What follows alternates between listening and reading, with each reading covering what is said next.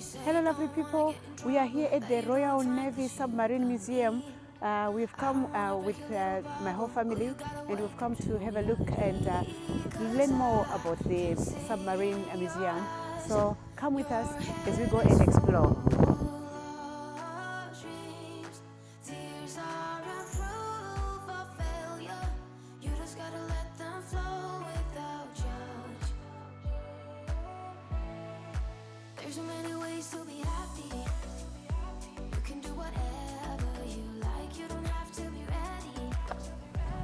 So guys, as you can see, adult tickets cost £29 for a single attraction. 3 attractions, £39. For the ultimate explorer ticket, which is valid for a year, £45. Family ultimate explorer ticket, 1 adult and up to 3 children, valid for a year, and that's £100. Family of 2 ultimate explorer tickets, up to 2 children and up to 3 children. 2 adults and up to 3 children, valid for a year, £125. So guys, these are the prices if you visit here. Let's go. So guys, we are here inside now, and we've just have our tickets scanned, and we're gonna explore.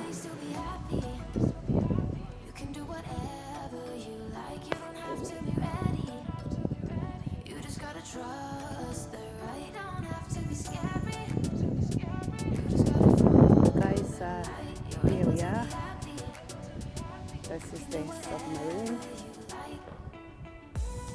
For those who have not seen it before, that's how it looks like. We're gonna explore a bit more. So guys, I'm now going on the submarine, so very excited. Come with us.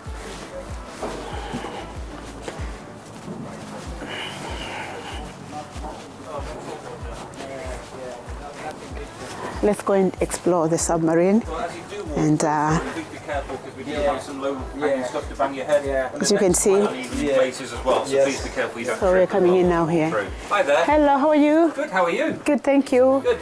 Very excited to be here. It's our first time. We've never been here before. Oh, right, well, welcome. So, yeah. So, yeah, please take as many pictures as you like while you're on board. There's no restrictions on photography, so you can take pictures of anything you want. All right. Thank you. Do you have any questions? So is that the engine room? No, those are the torpedo tubes. So that's where the torpedoes are fired from. Okay. The engine room, it's got 2 big diesel engines. Yeah. You'll see when you get back past the other side of the control room. So it's like 2/3 of the way back. Mm. So when was the last in service? So this submarine was in service from 1947 to 1974. And then after that, she was a training ship. So across the way over there used to be HMS Dolphin. That was the Royal Navy Submarine School. Yeah. So she was attached to that for 5 years as well, and then she became a museum ship. Yeah. So from here, what do we have here? I'm not familiar at all. So what do we have on this side? So these are the torpedo tubes. This is where the torpedoes are fired from. Okay. So they're loaded in from this end. You then shut the door at this end. You then fill it with salt water. You let the sea in. You then equalise the pressure, so the pressure is equal inside and outside, and then you can open the bow cap, so the front of the torpedo tube, and then to fire it, you push compressed air through it, and on the back of the torpedo is a small lever, and that gets pushed back, and that starts the engine. So it has a 2-cylinder diesel engine inside it, and so we've got diesel and oil in it. The big bit in the middle is air, because diesel engines need a lot of air. So this big bit in the middle is air. And then the bit that is now grey, that would be the warhead. That's where the explosives would be. Yes, that's where the explosives would be on a real one. Okay. And then we go this way. Yes, so you're going to, so back there, so the accommodation spaces are next. That's the messes where the crew lived. She had a crew of 65. Okay. And then you'll be in the control room. So the control room is where the periscopes and all the steering and everything else from. And I've got a colleague in there who can answer any questions you can think of between here and there. All right. Okay. Is there anything else you want to ask me before you go? I think so. We've got bread. Yeah, they would store food everywhere on these things. Yeah. So we've got bread up there. All right. If you look up there on the other side, we've got cornflakes. All right. And yes, and that looks like what's this? Yeah, onions. Onions, yeah.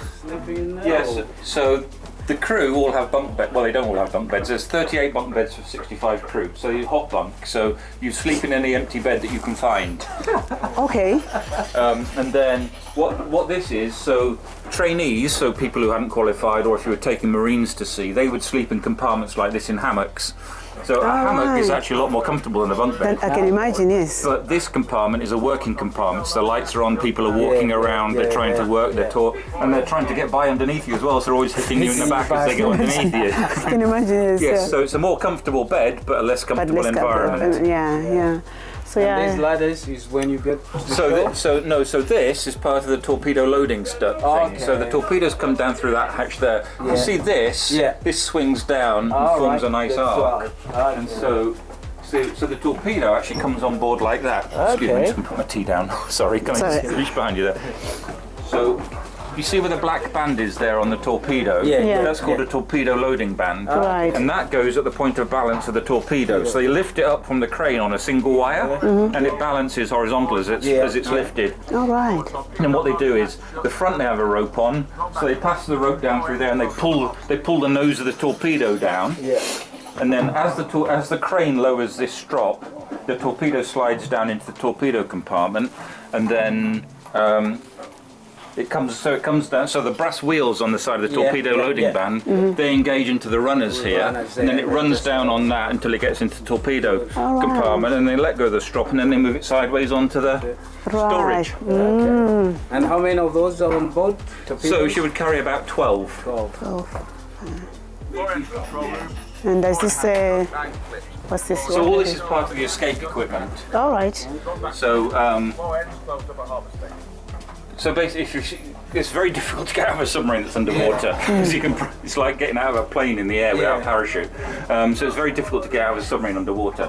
So if you do get stuck on the bottom, then there is an escape method. So this is the forward escape hatch, and up here, underneath here, there's a canvas skirt. You can just about see a bit of it there. So you pull that down to about this height, and you secure it. There's some ring bolts. You see, there's one here, there's one there. So you secure it down so it's about this height.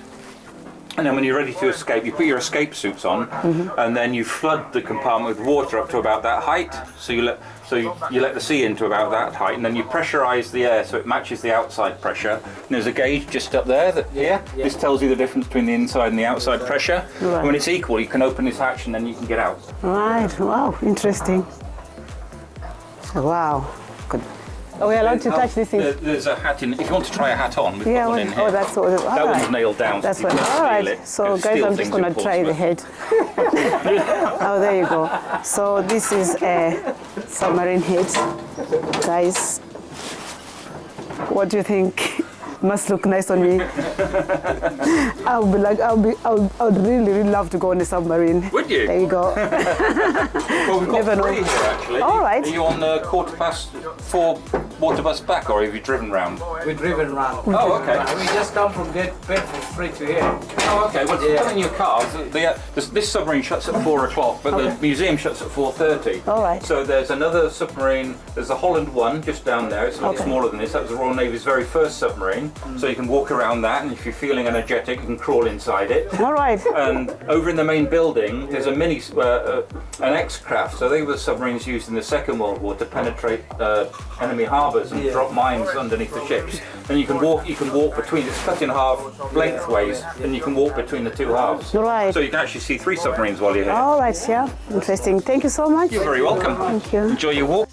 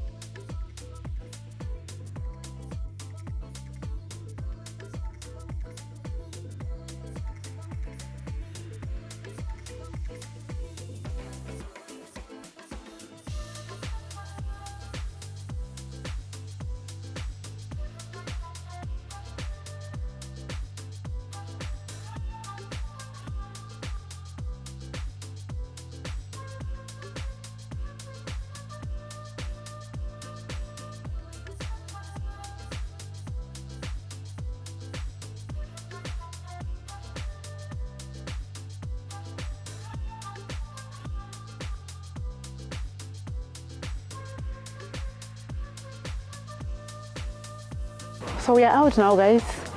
We've just gone through the submarine and out here now, and yeah, very, very interesting. Lots and lots of things to learn. So guys, this is the reception.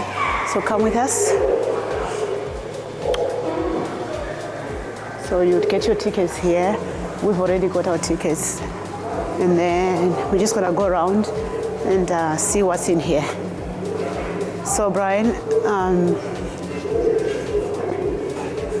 right guys, this is the Cold War. So all the information is self-explanatory really. We'll try to go as close as we can so that you can read for yourselves. But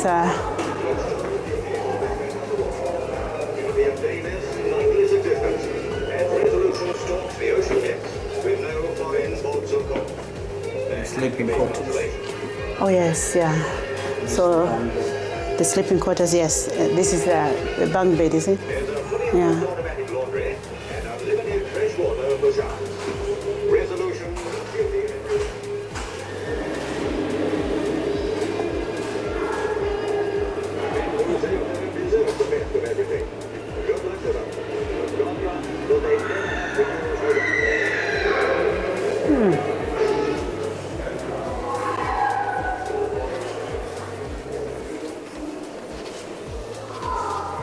Fact and fiction.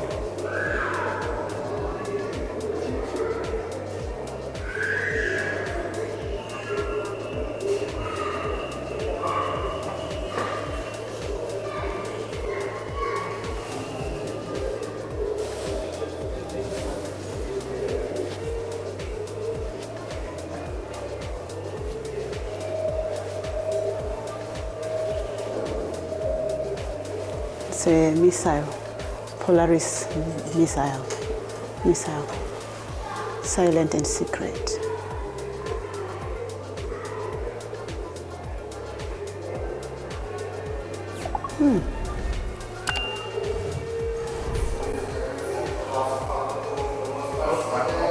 So guys, this is the firing panel.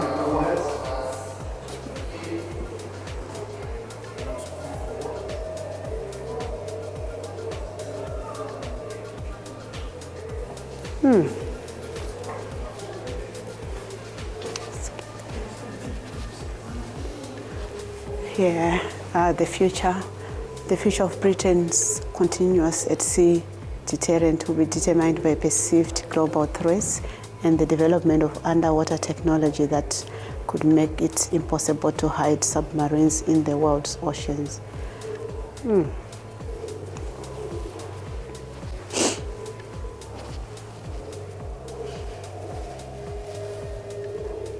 And this is the radar mast from Resolution class submarine.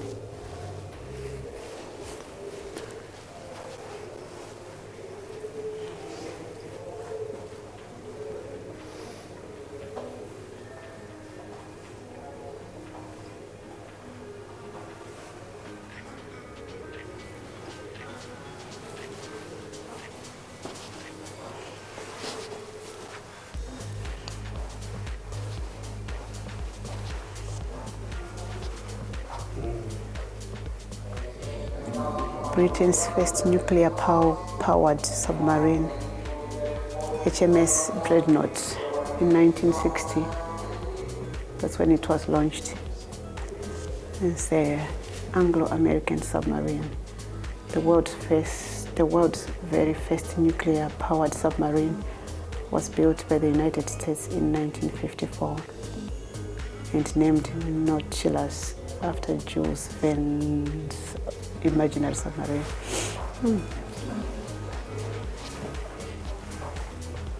And that's, yeah, so guys, nuclear-powered submarines.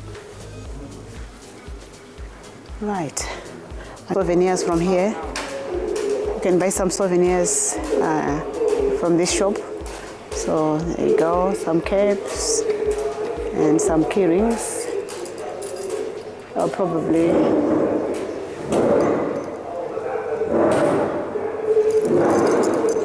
buy one. I like to buy something whenever I go to a place, so I'm just gonna buy this, guys. In here they do chain testing, guys.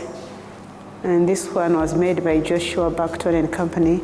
And yeah, let's go through here now. We are going to Holland 1, the Royal Navy's first submarine.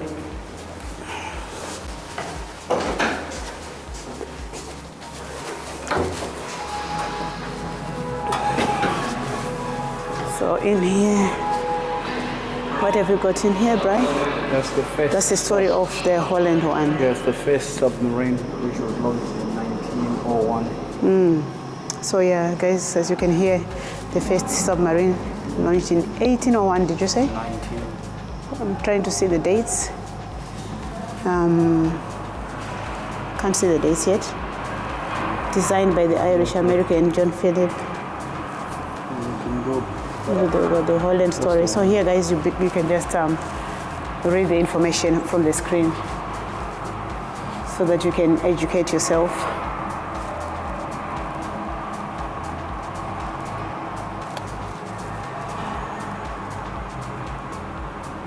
Okay, John Philip Holland was born in Ireland in 1841. So all the history, really. Okay, let's go. Let's do a photo.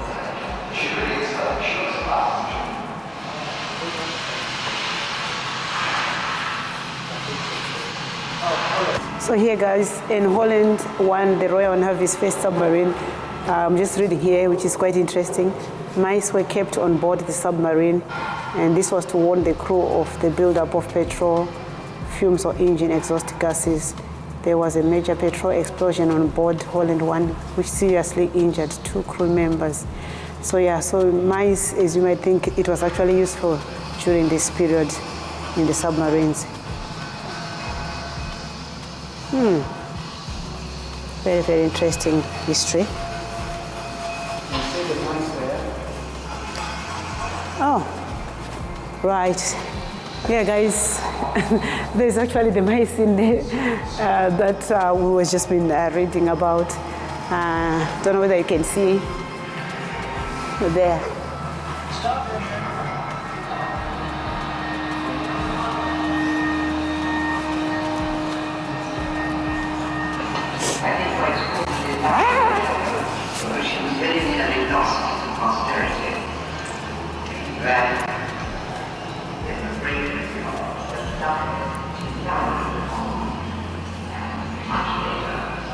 So this is not so big as compared to the other one which we started in. This was the first one, so you can imagine. And so this is the timeline from 333 BC, going all the way up. So come with us, guys, as I show you the timeline.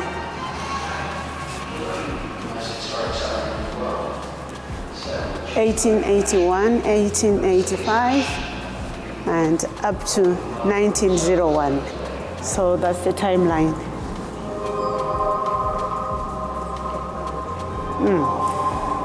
So in 1901, HM submarine number 1, the Royal Navy's first submarine, was launched, guys. So yeah, that's the history. We can go through here and then show you guys what's inside. Not so easy to go in there. You've got to really, really lower yourself down. So there you go, guys. You have to be careful not to bang your head, but come with us.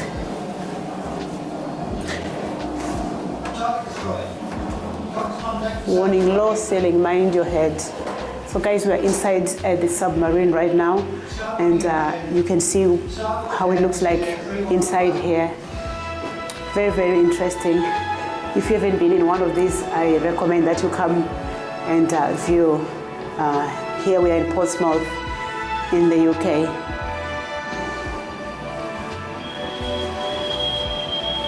That, number 1, is the shape. And they've got the screens inside whereby you can actually be able to hear what it used to be like inside the submarine. So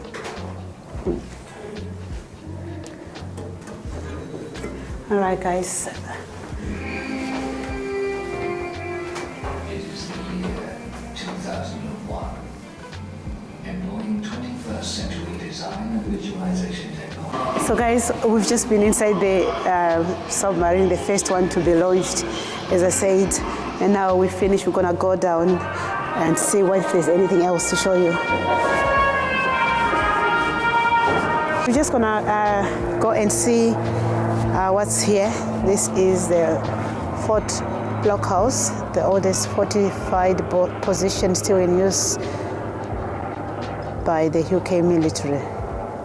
We are looking at Fort Blockhouse, named after the fortification with 5 guns that were built here in 1495 to protect both sides of Portsmouth harbour.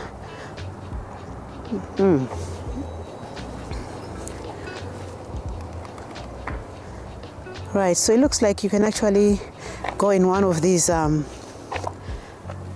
cruises if you like. Water bus departure times. So these are the times that they leave here. Unfortunately, we won't have time to do this because we came late, but next time we'll be showing you guys. But here it is really, really lovely here, very refreshing, and you know, there's nothing that beats being outside in the fresh air, and that's what we like.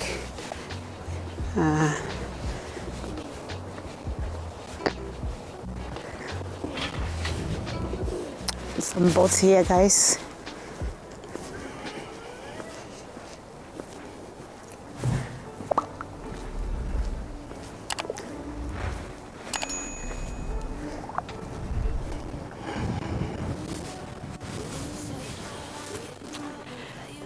Very nice, just the fresh air, so nice.